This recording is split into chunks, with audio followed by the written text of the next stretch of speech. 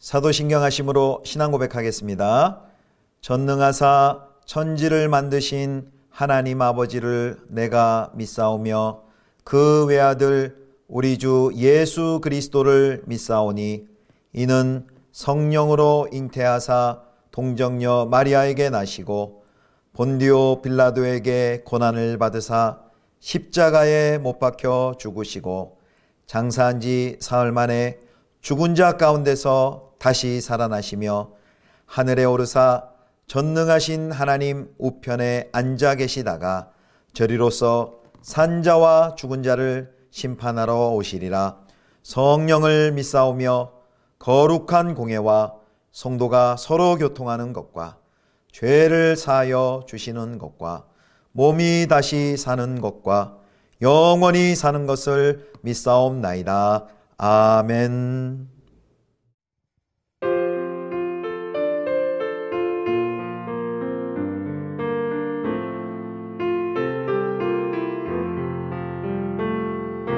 죄짐 맡은 우리 구주 어찌 좋은 친구인지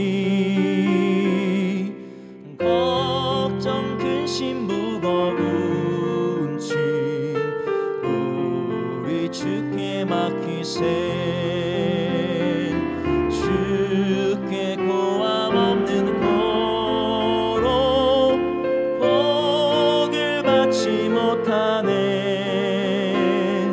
사람들이 어찌하여 아내 주를 모를까. 시험 걱정 모든 대로 없는 사람 누군가 부질없이 나신 말고 기도드려 오르세. 이런 진실하신 친구 찾아볼 수 있을까. 우리 약함하시오니 어찌 아니하를까. 근심 걱정 무거운 짐 아니신 자 누군가. 피난처는 우리 예수 주께 기도드리세. 세상 친구 멸시하고 너를 조롱하여도 예수 품에 안기어서 참내 위로받겠네.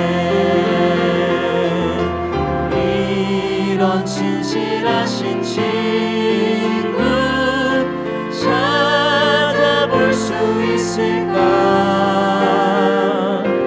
우리 약함하시오니 어찌 아니하를까.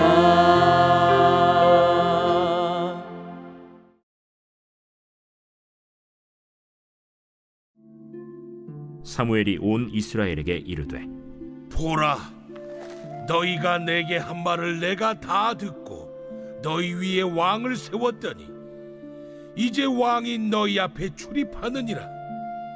보라, 나는 늙어 머리가 희어졌고 내 아들들도 너희와 함께 있느니라. 내가 어려서부터 오늘까지 너희 앞에 출입하였거니와 내가 여기 있나니 여호와 앞과 그의 기름 부음을 받은 자 앞에서 내게 대하여 증언하라. 내가 누구의 소를 빼앗았느냐? 누구의 나귀를 빼앗았느냐? 누구를 속였느냐? 누구를 압제하였느냐? 내 눈을 흐리게 하는 뇌물을 누구의 손에서 받았느냐? 그리하였으면 내가 그것을 너희에게 갚으리라. 당신이 우리를 속이지 아니하였고 압제하지 아니하였고 누구의 손에서든지 아무것도 빼앗은 것이 없나이다. 너희가 내 손에서 아무것도 찾아낸 것이 없음을 여호와께서 너희에게 대하여 증언하시며 그의 기름 부음을 받은 자도 오늘 증언하느니라. 그가 증언하시나이다. 사무엘이 백성에게 이르되 모세와 아론을 세우시며 너희 조상들을 애굽 땅에서 인도하여 내신 이는 여호와이시니 그런즉 가만히 서 있으라. 여호와께서 너희와 너희 조상들에게 행하신 모든 공의로운 일에 대하여 내가 여호와 앞에서 너희와 담론하리라. 야곱이 애굽에 들어간 후 너희 조상들이 여호와께 부르짖음에 여호와께서 모세와 아론을 보내사 그 두 사람으로 너희 조상들을 애굽에서 인도해내어 이곳에 살게 하셨으나 그들이 그들의 하나님 여호와를 잊은지라. 여호와께서 그들을 하솔 군사령관 시스라의 손과 블레셋 사람들의 손과 모압 왕의 손에 넘기셨더니 그들이 저희를 치매 백성이 여호와께 부르짖어 이르되 우리가 여호와를 버리고 바알들과 아스타롯을 섬김으로 범죄하였나이다. 그러하오나 이제 우리를 원수들의 손에서 건져내소서. 그리하시며 우리가 주를 섬기겠나이다 하매 여호와께서 여룻바알과 베단과 입다와 나 사무엘을 보내사 너희를 너희 사방 원수의 손에서 건져내서 너희에게 안전하게 살게 하셨거늘 너희가 암몬 자손의 왕 나하스가 너희를 치러옴을 보고 너희의 하나님 여호와께서는 너희의 왕이 되심에도 불구하고 너희가 내게 이르기를 아니라 우리를 다스릴 왕이 있어야 하겠다 하였도다. 이제 너희가 구한 왕, 너희가 택한 왕을 보라. 여호와께서 너희 위에 왕을 세우셨느니라. 너희가 만일 여호와를 경외하여 그를 섬기며 그의 목소리를 듣고 여호와의 명령을 거역하지 아니하며 또 너희와 너희를 다스리는 왕이 너희의 하나님 여호와를 따르면 좋겠지만 너희가 만일 여호와의 목소리를 듣지 아니하고 여호와의 명령을 거역하면 여호와의 손이 너희의 조상들을 치신 것 같이 너희를 치실 것이라.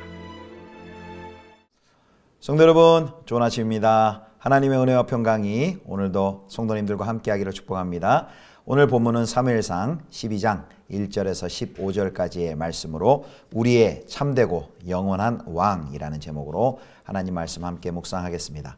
오늘 본문에는요, 사무엘의 마지막 고별 설교가 기록이 되어 있습니다. 국가의 사무엘이 모든 것을 왕에게 위임하고 이제 국가의 최고 지도자의 자리에서 은퇴하면서 이스라엘에게 권면하는 설교입니다. 그는 다시 한번 이 설교를 통해서 이스라엘이 왕을 구한 것이 왜 잘못인지 설명하고 또 새로운 왕정 시대에서도 하나님을 진정으로 또 왕으로 섬겨야 할 것을 당부합니다. 자, 먼저 세 단락으로 구분해서 살펴볼 텐데요. 1절에서 5절까지 이제 사무엘의 그 정직하고 공평한 사역에 대해서 나옵니다. 길갈에 모인 백성들 앞에서 사무엘이 설교를 시작합니다. 이제 사사의 직무가 왕으로 이양되었음을 이제 1, 2절을 통해서 선언을 합니다. 그리고 그 다음부터는 이제 사무엘은 자기 자신이 고발할 거리가 없을 만큼 깨끗하게 사역했음을 밝힙니다. 하나님의 말씀을 전하는 선지자이자 또 백성을 중보하는 제사장으로서 그는 큰 영향력을 미치는 자리에 있었기 때문에 마음만 먹으면 얼마든지 자신의 권력을 부정하게 사용할 수 있었습니다. 그러나 그는 이제 4절에 보면요, 그는 부당하게 이익을 취하지 않았습니다. 본문에는 보면 소나 나귀를 빼앗지 않았다라고 되어 있죠. 또 누구를 속이거나 또 압제하거나 뇌물을 받지도 않았습니다. 그래서 여호와 하나님과 또 기름 부어 세우신 왕과 그리고 왕 앞에서 또 사무엘 자신을 고발할 일이 있으면 말하라고 이렇게 백성들에게 이야기합니다. 그러자 백성들의 대답이 이제 4절에 나오는데요. 4절 말씀 함께 읽겠습니다. 그들이 이르되 당신이 우리를 속이지 아니하였고 압지하지 아니하였고 누구의 손에 서든지 아무것도 빼앗은 것이 없나이다 하니라. 아멘. 백성들 모두도 사무엘의 그 의로운 통치를 인정하는 것이죠. 모든 백성이 다 인정하였습니다. 사무엘이 백성들에게 또 그들이 아무런 잘못도 찾지 못한 것에 대해서 오늘 주님이 증인이 되어 주셨고, 그리고 주님께서 기름 부어 세운 왕도 증인이 되었고, 그리고 백성도 증인이 되었다고 합니다. 삼중의 증인에 대해서 이야기합니다. 자, 이 사무엘이 자기 자신이 다스리던 시대에 이렇게 정직하고 공평하게 살겠다라는 이런 말이 어떻게 들으면 자화자찬처럼 들립니다. 아유, 자기가 자기 잘 다스렸다고 자랑하는 건가? 이렇게 생각할 수 있습니다. 그런데 사무엘이 자랑하기 위해서 이렇게 한 말은 아니고요. 이런 이야기를 자신의 사역에 대해서 공평한 또 정의로운 사역에 대해서 이야기한 목적이 있습니다. 그것은 자신을 통해 이스라엘을 다스리신 하나님의 통치가 정당했음을 변호하기 위함이었습니다. 그러니까 사무엘의 정직함, 사무엘의 공평함, 사무엘의 그 공정함은, 사무엘의 청령함은 하나님의 통치에 아무런 문제가 없었음을 입증하는 것입니다. 여기서 우리는 첫 번째 적용을 해볼 수 있습니다. 우리의 삶은, 내 삶은 하나님은 좋은 분이시고 그분이 온 세상을 통치하고 다스리는 것이 좋은 일임을 우리를 통해 입증할 수 있습니까? 크리스토퍼 라이트라는 구약신 선교학자가 그런 말 했습니다. 성도는, 하나님의 백성은 세상을 향해 펼쳐진 책이다. 세상이 그 책을, 펼쳐진 책을 읽고 하나님이 어떠한 분이신지를 알 수 있는 것이죠. 우리를 통해 하나님의 하나님 되심이 나타나고 있는지 우리는 우리 자신을 되돌아봐야 하겠습니다. 자, 두 번째 단락은 이제 6절부터 11절인데요. 이제 참 왕이신 하나님과 반역하는 이스라엘에 대해서 이제 구약의 이스라엘의 역사를 들어서 사무엘이 설명을 합니다. 먼저 얘기하는 것은 출애굽 사건입니다. 하나님께서 모세와 아론을 세워서 조상들을 그 고생하고 압제당하던 그 애굽에서 그들을 인도하여 냅니다. 출애굽의 하나님이시란 것이 이제 6절에 나와 있고요. 그런데 그렇게 해서 가나안 땅에 들어왔으나 그들은 여호와 하나님을 잊었습니다. 그렇게 하나님을 잊고 우상 숭배할 때, 하나님께 불순종할 때 하나님께서는 하솔 군사령관 시스라, 또 블레셋 사람들의 손, 그리고 모압 왕의 손에 그들을 넘겨버리시죠. 백성이 이제 그런 고난과 압제를 당한 후에야 비로소 자신들의 우상 숭배 범죄를 회개하고 하나님께 용서를 빌고 구원을 간구합니다. 그때 하나님께서는 여러 지도자들을 보내셔서 이제 그들을, 이스라엘 백성들을 살려주십니다. 그 이야기가 이제 12장 11절에 나와 있죠. 여호와께서 여룻바알과 베단과 입다와 나 사무엘을 보내사 너희를 너희 사방 원수의 손에서 건져내사 너희에게 안전하게 살게 하셨거늘. 이스라엘이 왕이 없었던 시대에 하나님께서 이스라엘을 구원하시려고 지도자, 사사들, 지도자들을 보내셨고 그들의 이름을 쭉 나열하고 있습니다. 여호와 하나님이 왕이시고 그리고 그분이 지도자를 세워서 이스라엘을 구원하셨던 것이죠.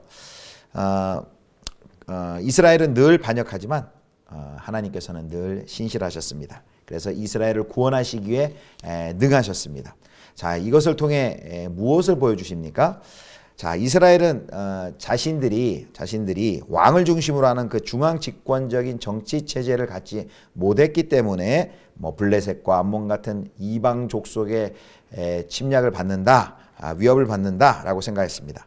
그러나 하나님께서는 이스라엘 역사 내내 모세와 아론, 또 기드온, 입다, 사무엘과 같은 지도자들을 일으켜서 이스라엘 백성들을 구원해 주셨습니다. 그래서 이스라엘이 역사 속에서 망한 것은 인간 왕이 없었기 때문이 결코 아닙니다. 하나님만으로 충분하지 않아서가 아닙니다. 오히려 그들이 하나님만을 충분하게 여기지 않았기 때문입니다. 왕이신 하나님을 향한 신뢰와 충성이 없었기 때문입니다. 자, 오늘 이 말씀 통해 두 번째 우리 적용을 해볼 수 있겠습니다. 우리의 모습 또 무력함을 어떤 제도와 시스템의 문제로 여기기 전에 먼저 우리와 또 하나님과의 관계, 또 하나님을 향한 우리의 믿음을 반드시 우리가 점검해 봐야 할 것입니다. 이제 마지막 단락인데요. 이제 12절부터 15절에는 왕과 백성에게 주신 경고의 내용이 기록되어 있습니다. 사무엘은 이제 현재 상황을 설명하면서 다시 한번 그 왕정의 위험에 대해서 경고와 주의를 줍니다. 이제 마지막 14절 15절 말씀 읽겠습니다. 너희가 만일 여호와를 경외하며 그를 섬기며 그의 목소리를 듣고 여호와의 명령을 거역하지 아니하며 또 너희와 너희를 다스리는 왕이 너희의 하나님 여호와를 따르면 좋겠지만은 너희가 만일 여호와의 목소리를 듣지 아니하고 여호와의 명령을 거역하면 여호와의 손이 너희의 조상들을 치신 것 같이 너희를 치실 것이라. 아멘. 자, 14절에는 왕과 백성이 순종하는 경우에 대해서 말을 합니다. 여호와를 순종하면 좋겠지만 그 가능성이 작다라는 그 뉘앙스, 사무엘의 마음이 이 14절 가운데 나타나 있습니다. 자, 15절은 또 반대로 왕과 백성이 불순종하는 경우에 대해서 경고하고 있습니다. 불순종하면 너희와 너희 왕을 치실 것이다 라고 말씀하십니다. 하나님께서는 결코 자기 백성을 포기하지 않으십니다. 언약에 순종하면 복을 주고 언약에 순종하지 않으면 불순종하면 벌 주시는 주님의 통치는 변함없이 계속될 것입니다. 자, 오늘 말씀을 이제 정리하도록 하겠습니다. 하나님께서는 그 어떤 인간 지도자도 대체할 수 없는 유일하신 최고 통치자이십니다. 여러분 믿으십니까? 왕을 달라는 백성의 악한 요구를 들어주시긴 하셨지만 이스라엘의 왕은 이스라엘의 백성이 궁극적으로 복종해야 될 대상은 여호와 하나님이십니다. 그래서 이스라엘의 진정한 왕은 여호와 하나님이시기 때문에 하나님만 경외하고 하나님만 청종해야 하는 것이 바로 이스라엘 백성들의 살 길이고 의무인 것입니다. 세상의 통치자는 바뀌어도 주님은 여전히 우리의 영원하신 왕이십니다. 그러므로 이 말씀을 오늘 우리 삶에 적용해 보길 원합니다. 하나님을 우리가 우리의 왕으로 또 주인으로 고백하면서도 혹시 나도 모르게 다른 하나님의 다른 주인을 하나님의 다른 왕을 섬기고 있지는 않습니까? 내 인생의 참 주인은 누구입니까? 나를 다스리고 있는 분은, 나를 다스리고 있는 존재는 누구입니까? 또 내가 하나님의 다스림 가운데 있다는 것을 어떻게 우리는 확인할 수 있습니까? 그리고 또 하나 우리가 정의해 볼 것은 우리는 아무리 낮은 지위와 작은 권력이라도 항상 남용될 위험이 있다는 것을 우리가 알아야 합니다. 사무엘과 같은 그 국가의 한 국가의 제사장과 선지자로서 큰 영향력과 큰 권세를 부릴 수 있음에도 불구하고 그가 공평과 정의로 다스릴 수 있었던 것은 무엇입니까? 바로 그 위에 자신이 누구 아래 있다는 것을 분명히 알았습니다. 하나님이 왕이시고 하나님의 통치 아래 그의 권세가 있다라는 것을, 위임받았다는 것을 그가 인정한 것입니다. 그러므로 우리는 어떤 자리에 있든 어떤 일을 하든 항상 생각해야 됩니다. 우리 위에 누가 나를 다스리시는가? 나는 누구 아래 있는가? 라는 것을 항상 우리가 기억해야만 합니다. 또 교회와 또 사회 속에 여러 가지 또 시스템과 제도 또 체제로 운영이 됩니다. 그 속에서 우리가 또 시민으로서 성도로서 우리가 마땅히 지켜야 할 사명을 다하면서 늘 우리가 기억해야 하는 것은 무엇입니까? 하나님만이 우리의 참되고 영원하신 왕이시다. 그분의 통치와 다스림 가운데 내가 있고 우리는 하나님의 하나님 되심을 드러내야 되고 하나님만, 영원하신 하나님만 높이고 경배해야 할 존재라는 것을 늘 기억해야 합니다. 참되신 하나님만 유일하신 왕으로 주인으로 섬기시는 저와 여러분들 다 되실 수 있기를 주님의 이름으로 축원합니다. 기도하겠습니다. 하나님, 주께서 우리의 왕이 되어주시고 우리의 삶의 주인이 되어주심을 감사합니다. 주님만 유일한 왕으로 섬기도록 도우시고 늘 하나님의 말씀에 온전히 순종함으로 말미암아 하나님께 영광 돌리는 복된 삶 그리고 복된 교회 되게 하여 주시옵소서. 우리 구주 예수 그리스도의 이름으로 기도드립니다. 아멘. 주님 가르쳐 주신 기도하겠습니다. 하늘에 계신 우리 아버지여, 이름이 거룩히 여김을 받으시오며 나라의 임하옵시며 뜻이 하늘에서 이룬 것 같이 땅에서도 이루어지이다. 오늘날 우리에게 일용할 양식을 주옵시고 우리가 우리에게 죄 지은 자를 사하여 준 것 같이 우리 죄를 사하여 주옵시고 우리를 시험에 들게 하지 마옵시고 다만 악에서 구하옵소서. 대개 나라와 권세와 영광이 아버지께 영원히 있사옵나이다. 아멘.